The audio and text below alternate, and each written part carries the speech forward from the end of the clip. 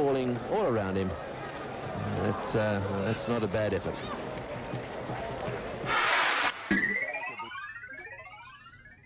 ఏమో కొంచెం అనుకోండి. ఎవడా అడుక్కునేవాడు?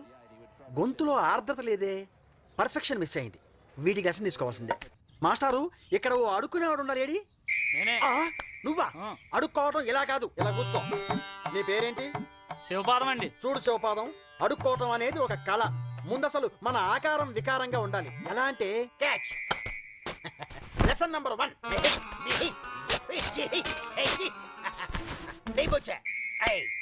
అర్థమైందిగా? అడుక్కునేవాడి వేషధారణ ఇలా దైన్యంగా దరిద్రంగా ఉండాలి. అప్పుడే పర్ఫెక్షన్ వస్తుంది. Lesson number 2.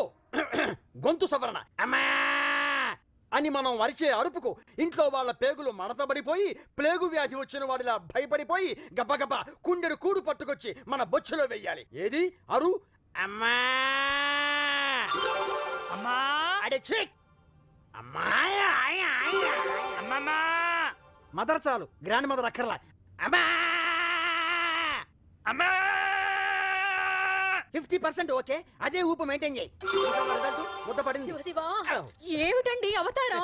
పర్ఫెక్షనే. మనం ఏ పని చేసినా పక్కాగా ఉండాలి. ఛీ, మీ చాదస్తంతో పళ్ళాక చస్తున్నావండి. మొన్నేమో పని మనిషి కంట్లో ఎలా కావాలో నేర్పించారు. పర్ఫెక్షనే. అంతకు ముందేమో దొడ్లు కడిగేవాడికి బాత్రూమ్ ఎలా కడగాలో నేర్పించారు. పర్ఫెక్షన్. ఆఖరికి మన కుక్క పిల్లకి పాస్ ఎలా పోయేలా కూడా నేర్పించారు. పర్ఫెక్షన్. ఊరుకోండి. నేను కాదు, వాడు ప్రాక్టీస్ చేస్తున్నాడు. అమ్మా శివపాదం, నీ మెకనాస్ గోల్డ్. ఏమిటన్నయ్యా ఇది? నీ పిచ్చి చేష్టలతో అందరినీ ఇబ్బంది పెడుతున్నావు. పర్ఫెక్షన్ అమ్మా.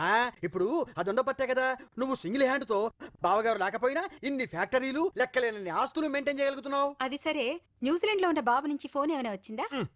రాత్రి వాడు ఫోన్ చేసి మాట్లాడాడు, పొద్దున్నే నువ్వు ఫోన్ చేసి మాట్లాడావు. ఇంతలో మళ్ళీ బెంగ. వాడు అక్కడ ఎన్ని ప్రాబ్లమ్స్ ఫేస్ చేస్తున్నాడో ఏమో. చూడమ్మా, వాడు అమాయకుడనే కదా. వాడికి తోడుగా నా కొడుకు శివాజీని అక్కడ కాపలా ఉంచాను. పైగా నా కొడుకు నన్ను మించిన పర్ఫెక్షనిస్టు. అన్నయ్య, బాబుని ఫోన్లో కలుపు. అలాగే అమ్మా. హలో.